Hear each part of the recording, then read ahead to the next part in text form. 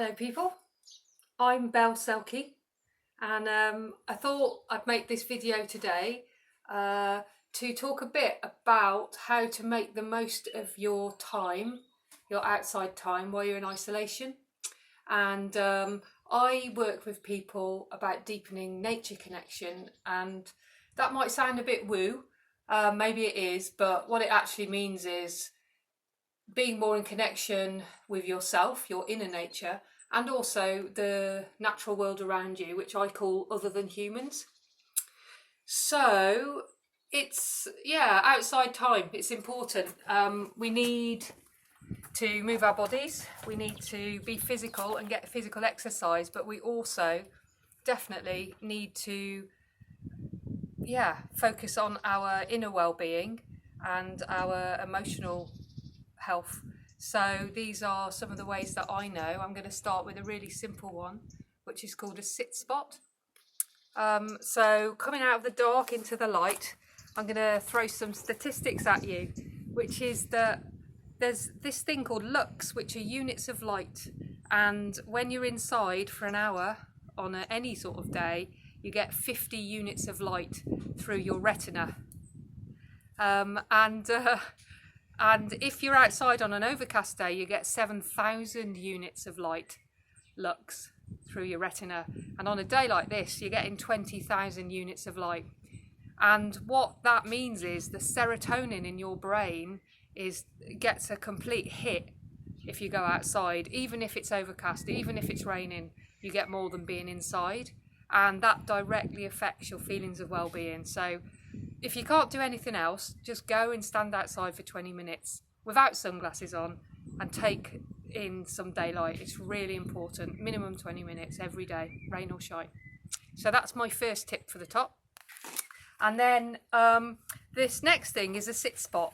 So a sit spot is a place that you can get to on a daily basis.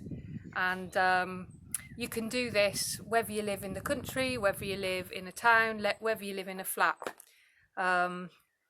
You can, in the middle of a city, you can do this. It can be done. So it's a place you can get to on a daily basis. That's really important. So you don't go for somewhere far away, you go for somewhere that's close. So I'm going to go in my sit spot, which is here on my bench outside my front door. So finding your sit spot. Yeah, it doesn't have to be perfect. It literally has to be somewhere where you can sit on your own for 20 minutes minimum and just tune in to life around you. That's all it takes. So it might be just on your doorstep, on your street, if that's what needs to happen. There's still the sky. So it's doable. And the first thing I would suggest you do is to just take a moment. It's part of settling in, of just like, okay, think of one thing that you're grateful for. It can be anything. It could be a really nice cup of tea you had, or poached eggs on toast, or whatever. Or it might be that you're not ill, or it might be that your cat just is joining you. It could be something like that, or it could be this amazing sun. Whatever it is, just take a moment to give gratitude, because there's a saying which is that it's not that happy people are grateful, it's that grateful people are happy. And there's been quite a lot of research done on the effect of counting your blessings. It's the old way of saying it, isn't it? Counting your blessings, giving gratitude, feeling grateful, feeling thankful for the things you do have in your life, even if it's shit. So, and it's not about avoiding the shitness, not at all. It's just about making sure that you feel robust enough to deal with it. So that's why I suggest it. So the sit spot, find your place, sit. And the next thing to do really is to breathe deeply into the place. Just allow yourself to tune in to your senses other than sight. So maybe close your eyes, because it does tend to dominate, and listen. Listen for the big noises and the quiet noises. Try and hear the quietest noise you can. just listening in, just going between the loud noises and the quiet noises, the ones we call natural and the ones we call man-made. Just, do that practice, and then notice what you can smell, notice what you can feel physically against your body. Maybe it's the breeze, maybe it's the sun, maybe it's, I don't know, the wooden seat under you, the concrete step under you, whatever. Just bring your attention to all your senses. See if there's a taste. If you live by the sea, you might be able to taste salt. I don't know. If you live in a city, God knows what you're tasting, and I'm sorry for that. But just bring yourself in to awareness of all your senses. And just notice yourself slowing down. Try and bring your breathing to slowness, depth to your belly. And just, if your mind wanders, just bring it back again ever so gently. There's nothing wrong about it wandering. You just want to bring it back to your senses for a little while.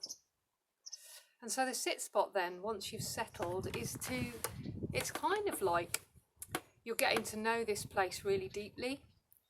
And if you come to it every day at different times of day and night, you'll get to know it in a way that will surprise you. You might start to notice that certain birds come at certain times. You might start to notice that there's an ant's nest. Just little things you haven't noticed. And it's about looking for life around you. So you might want to consider, if you're on your doorstep, like, what's the nearest plant to my home? And if you don't know its name, you might want to find out what it is. Find out what its uses are. So another part of sit spot is to go alone. We're all cooped up together, so make sure this is time for you that you've carved out for yourself. Go alone, except you won't be alone, because there'll be loads of birds and maybe cats and maybe other humans walking by, trees. You won't be alone. So committing to this practice of sitting alone in a place, giving it your finest attention with all your senses, is the practice of sit spot. It's ever so simple. There's not a lot to it. You can bring a cup of tea, as long as that's not going to completely distract you from the place. If you kind of imagine that the place is somebody that you really want to get to know, so don't bring anything that's going to distract you. Switch your phone off, for example. Maybe all of you have fallen in love at some point. Just try and kind of cultivate that same sort of fascination for this place and that curiosity that you felt when you met somebody that you really fancied. What else to say about sit spots? Yeah, you might notice when you slow down that feelings inside you start coming up, and just let them be. Don't push them away. That's part of connecting to your inner nature. Just let it flow. If you feel like having a cry, have a cry. If you feel like having a laugh, have a laugh. The whole spectrum. If you feel bloody angry about the situation, then let yourself feel it. It's like weather. Just let it come. Welcome it. There's no bad weather. There's just bad clothing. That's what they say. So you might want to bring a pad. You might want to bring a pen. You might want to draw the things that you can see, or you might want to write and keep a journal about the one thing that you saw or noticed or that welled up in you, the feeling. Just bring a pad and pen and see what happens, and stay with it, stay with the process. Okay, and over time, and it won't take too long, you'll start to notice that you're becoming a place where what we call nature, outer nature, is merging with your inner nature. And that's happening all the time. That's how we're supposed to live, with that merging really in our awareness, but we've lost that. So it's about remembering how to be in that merging where you are part of the world around you and the world around you is part of you. So, and I make the point about what we call nature because people say, I'm going to go outside and be in nature. And it's like, where the hell else is there to be? There is only nature. We're in it all the time. So yeah, I'll leave it there for now.